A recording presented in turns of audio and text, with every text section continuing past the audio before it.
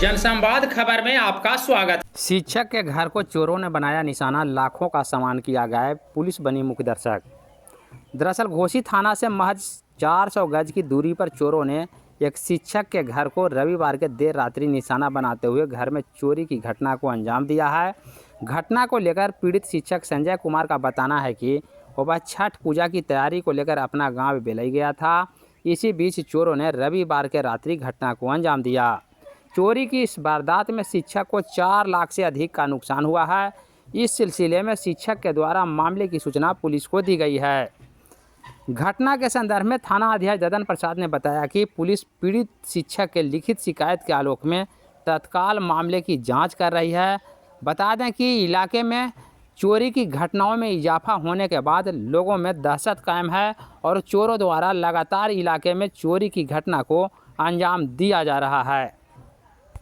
हुआ है वो घर में पर्व हो रहा था तो 28 तारीख को हम पूरे परिवार के साथ बेलई गांव चले गए।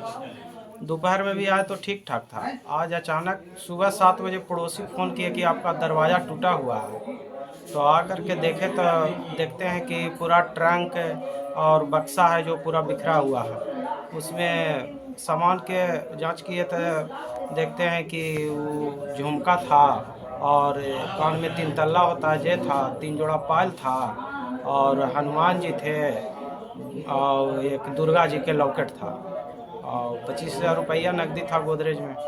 ये सब सामान नहीं है, बाकी सब सामान को छूछा नहीं किया है, कपड़ा लत्ता जिसे है। कितना का जेवरात के चोरी किया है? लमसम 3 साढ़े 3 लाख पौने 4 लाख रुपया का जेवरात ले गया है।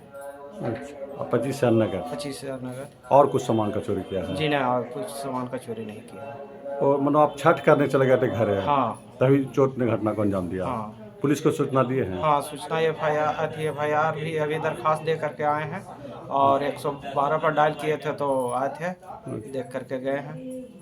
क्या नाम हुआ आपका? संजय कुमार।